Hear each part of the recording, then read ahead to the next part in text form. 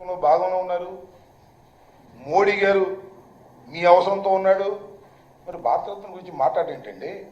ఆయన చేత ఆర్టిఫిషియల్ ఇంటెలిజెన్సీతో మిమ్మల్ని పోడించుకోవడమే తప్ప పాపం చనిపోయిన ఆయన, ప్రాణం లేని ఆయన, పైలోకాల్లో ఉన్నాయన ఆయన చేత పొగిడించుకోవడమే తప్ప భారతరత్న ఇవ్వాలి అనేది మీ డిమాండే కనిపించదే.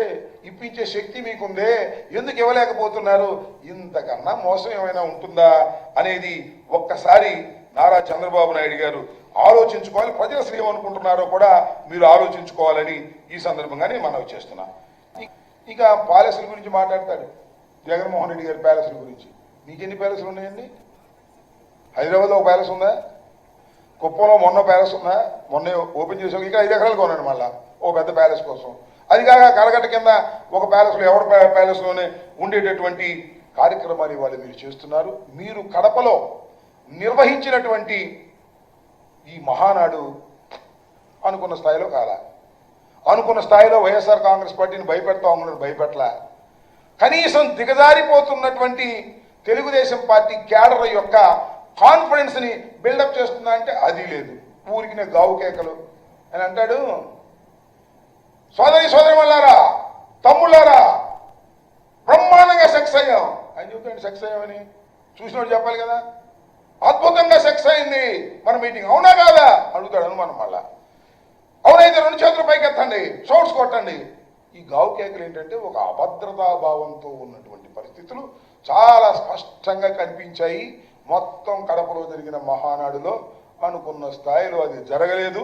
తుస్సుమంది. దాని గురించి పాపం గావు కేకలు పెట్టేటటువంటి కార్యక్రమాలు చేస్తున్నారు. చివరికి ఇంకో మాట ఏంటంటే, ప్రజల్ని డైవర్ట్ చేయడం కోసం ఎవరండి హైదరాబాద్ నుంచి నర్సిరెడ్డి అంటే ఎవరు ఒక ఆయన పొట్టుకుంటాడు, పుట్టుకొక్కలాగా ఆయన వచ్చి కామెడీ చేస్తున్నాడు, పద్దాలను చేస్తుంటాడు. ఏమంటాడండి ఆయన? తెలంగాణలో ముక్కోడు పోయాడు, ఇక్కడ తెక్కోడు పోయాడంట. ఏం మాట్లాడుతున్నావు? ఏమైనా చంద్రబాబు నాయుడు గారు నువ్వేమో నవ్వుకుంటున్నావా ఏంటిది? మొన్న కూడా అంతే. ఇక్కడ ఎమ్మెల్యేల వినోద కార్యక్రమాలప్పుడు కూడా జగన్మోహన్ రెడ్డి గారిని తిట్టేయటం, కింద నవ్వుకోవటం. ఇవాళ కూడా ఆ బుడంకాయ లాంటి నర్సిరెడ్డిని పిలిపించుకోవటం, ముక్కోడు తెక్కోడు ఆనందపడటం. మీ వల్లనేవా? మీ అబ్బాయి ఒక పిల్లోడు, నువ్వేమో బొల్లోడివి అని మీ వల్ల కదా? అది సంస్కారమా? ఇలా మాట్లాడటం మొదలెడితే మాకన్నా ఎక్కువ మాట్లాడగలరా? తప్పు నాయన. తెక్కోడు, గిక్కోడు ఇట్లాంటి మాటలు కాదు. వ్యక్తిగతంగా మీరు మాట్లాడటం మొదలెడితే అంతకన్నా వ్యక్తిగతంగా మాట్లాడగలమని కూడా ఈ సందర్భంగా నేను మనవి చేస్తున్నా. అంతేకాదు తల్లి చెల్లి అని మాట్లాడతాడు. ఎవరు? ఆ పిల్లోడు తల్లి చెల్లి అని మాట్లాడతాడు. అదే మాట్లాడేటువంటి కార్యక్రమం చేస్తే మేము మాట్లాడలేగా. చంద్రబాబు నాయుడు గారు మీ తల్లి ఎక్కడ, మీ చెల్లి ఎక్కడ? ఎప్పుడైనా మీ తల్లి గురించి మాట్లాడారా? ఎప్పుడైనా మీ చెల్లి గురించి మాట్లాడారా? మొన్నే కదా గృహప్రవేశం చేశారు, మీ చెల్లిని ఏమైనా తీసుకెళ్లారా? ఏమయ్యా లోకేష్ గారు, ఓ పిల్లోడా, నువ్వేమన్నా మీ మేనత్తలకి ఎప్పుడన్నా బట్టలు పెట్టావా? మీ మేనత్తలు ఇంటికి పిలిచావా?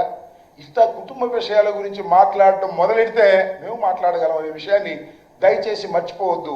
సంస్కారహీనంగా మీరు మాట్లాడటం మొదలెడితే మా వాళ్ళు కూడా మాట్లాడతారు. ఇట్లాంటి అలవాట్లు చెయ్యొద్దయ్యా. చంద్రబాబు నాయుడు గారు, నీ దగ్గర సరుకు లేదు, నువ్వు చేసినటువంటి వాగ్దానాలను నిలుపుకున్న పరిస్థితి లేదు. మహానాడులో గావు కేకలు పెట్టి ఏదో సెక్స్ అయిపోయిందనే కవరించేటటువంటి ప్రయత్నం చేస్తున్నావు తప్ప సక్సెస్ కాలేదు సరిగదా. అనుకున్న స్థాయిలో విజయవంతం కాలేక గావు కేకలతో మహానాడు బ్రహ్మాండంగా జరిగిందని కలరించుకునేటటువంటి దౌర్భాగ్యమైన పరిస్థితికి ఓ నారా చంద్రబాబు నాయుడు గారు మీరు దిగజారిపోయారు.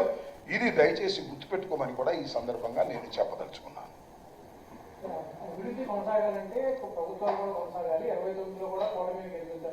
బతి ఉన్నంతకాలం ఆయనే ఉండాలి. అసలు నాకు తెలియగలుగుతానండి ఎందుకు వచ్చిన అనుమానం చంద్రబాబు నాయుడు గారికి. ఇప్పుడు ఎన్నికలు ఇంకా 4 సంవత్సరాలు ఉంది కదా, అప్పుడు కూడా మమ్మల్ని కొనసాగించమని ఇప్పుడు అంటున్నాడంటే జారిపోతానే కదా అర్థం. మీరు చూశారుగా లోకేష్ ఏమంటున్నాడు? ఇండస్ట్రియలిస్టులు వచ్చి ఇక్కడ పెట్టాలంటే మళ్ళా జగన్మోహన్ రెడ్డి గారు రారని గ్యారంటీ ఇవ్వమంటున్నారంట.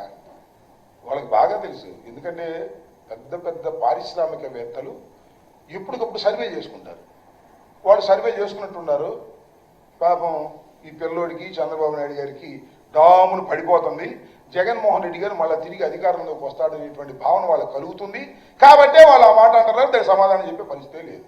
అంటే ఈ ఫస్ట్ మహానాడులోనే 4 సంవత్సరాల తర్వాత జరిగేటటువంటి ఎన్నికల్లో మమ్మల్ని గెలిపించాల్సిన పరిస్థితి మీకు ఉంది అని అడుక్కుంటున్నాడంటే దిగజారిపోతున్నటువంటి పరిస్థితి చాలా స్పష్టంగా వారికి అర్థమైపోయింది. అందువలనే అభద్రతాభావంతో మాట్లాడుతున్నారనేది చాలా స్పష్టమైనటువంటి అంశంగా నేను చెప్పదలుచుకున్నాను.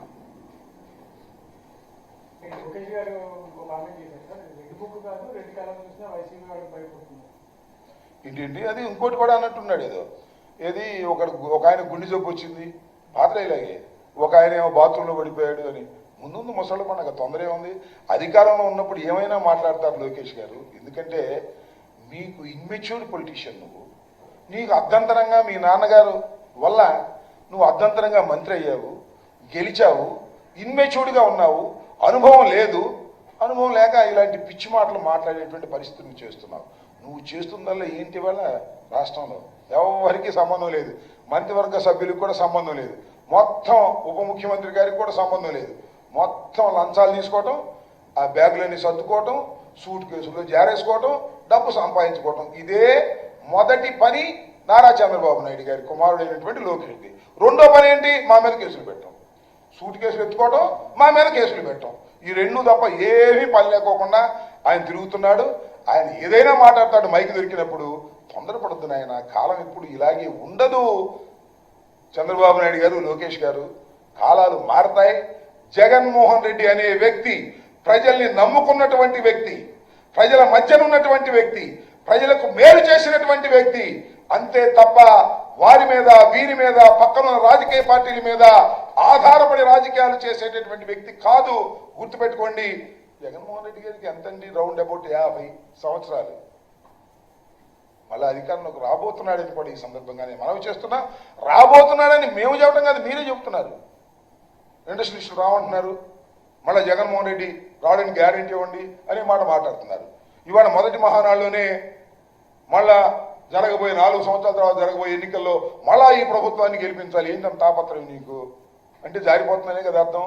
దాన్ని అభద్రతాభావంతో మహానాడు జరుపుకున్నారు అనేది మనకు చాలా క్లియర్గా అర్థమవుతుంది. ఓకే.